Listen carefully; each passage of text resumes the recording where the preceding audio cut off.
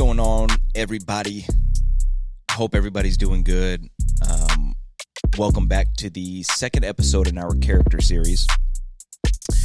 Today we're going to be tackling anger. It's a fun one, I know.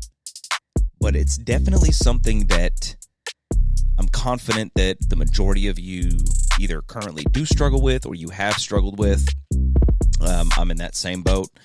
I still currently struggle with this. And my experience with anger is I don't really necessarily throw temper tantrums. I won't say I never do, but that's really not how my anger manifests. Mine really manifests in the aspect of shutting down and then shutting people out, which I feel like can be just as damaging, if not more damaging, for the relationships in my life, but for me personally as well. Because shutting people out, I don't really have a chance to deal with these things then because I'm not talking to them. Ask my wife. It works out great. But anger in itself, let's start here. Anger in itself is really not sinful or bad, right? I think there's over 600 mentions in the Old Testament where God is angry. And then we have examples in the New Testament where Jesus gets angry. But it's a righteous anger. There's a very big difference. It's very controlled. And it's when our anger is not controlled, that's when we start getting into troubled waters. That's when it becomes a problem. But right off the bat, in Ephesians 4, starting in verse 25, it says, "Therefore, having put away falsehood, let each one of you speak the truth with his neighbor, for we are members of one another. Be angry and do not sin. Do not let the sun go down on your anger, and give no opportunity to the devil." So with anger not being inherently bad, it's how we steward that emotion that is either good or gets us into trouble and causes damage. So remember, this series that we're doing is about building our characters so that we resemble Jesus in everything that we do. So in our anger, if we're rude and condescending and hard to get along with, people are going to automatically correlate that to Christ. And I think it's going to end up pushing people away from God, which I feel like we see quite a bit. And it doesn't draw them to him.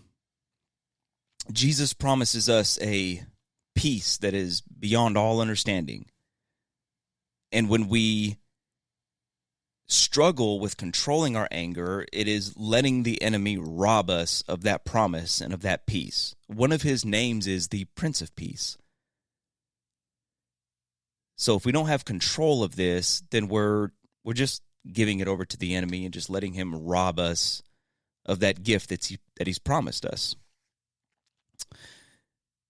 One thing that sets me off, and what I've come to realize in the journey of controlling my anger, is it's extremely hard for me to control my temper when I am me-focused.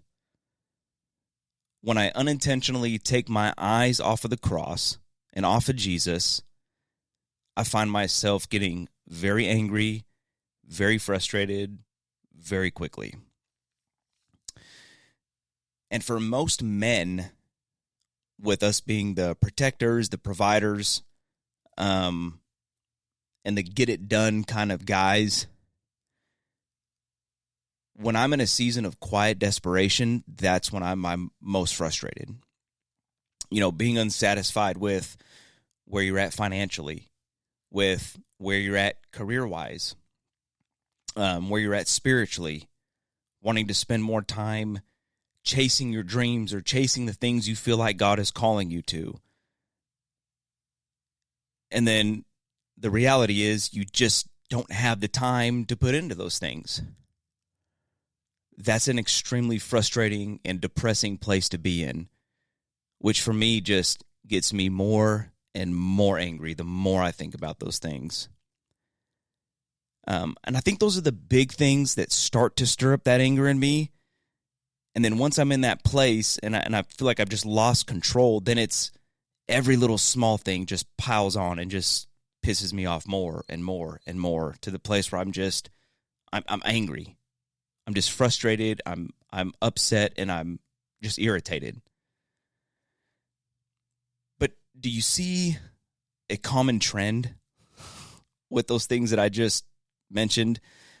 My finances, my career, my spirituality, my dreams. Everything is me focused. Everything's to benefit me. Everything is needed to be achieved by me. I'm in control. And when I'm consumed with what Nick wants to do, with who Nick wants to be, what Nick wants to achieve, my inevitable fate is disappointment and frustration, and me being angry at anything and everything that I feel is getting in the way of these things. And now I'm pissed. That's where it leads me every time. So time and time again, I feel like I've had to repent for taking back control of my life. When I meet with my brothers, like I met with Guy today, when I'm trying to serve and please my wife, when I'm taking care of my kids, when I'm praying for other people, when I'm trying to meet other people's needs. And the biggest one is when I'm pursuing God's heart and His will for my life. That is when I'm the most at peace. That is when I get to experience the peace that is beyond all understanding that He promised us.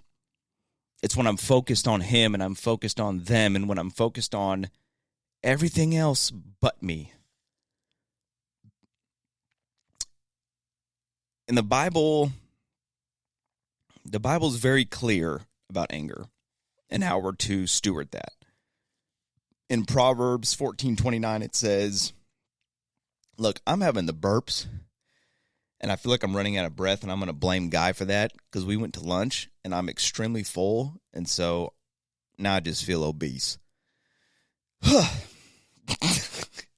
Thanks, Guy.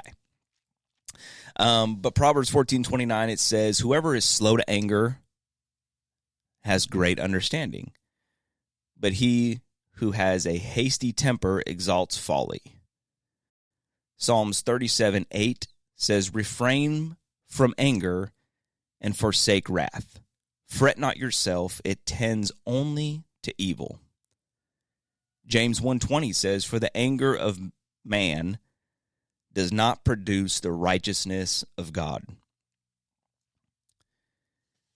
There's another one, I'll find it, but there's another one where it talks about being sober-minded, and it's in the context of being angry, in the context of anger. See, I think anger is a toxin that causes us to be drunk with emotion. Once you get to that point of anger and you have no self-control over it, then you're behaving in a way that you normally wouldn't behave. You're letting things bother you that wouldn't typically bother you or typically should bother you. But when you're being run by this emotion and you have no control over it, then you have no control over it. And if we can't control our anger, then we can't walk in the same manner and the same character that Jesus walked in. Where are we at? Almost 10 minutes?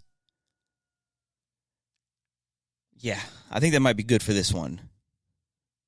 So, on this next, on part 2 of this, I want to dive into the self-control aspect of anger. And I think that's going to be really important because, like I said, if we're not in control of this, there's always going to be things that come across us that ruin our plans, that are upsetting to us. But if we don't have this character of Jesus nailed down, then it's always going to affect us in a negative way. So let's focus on this. And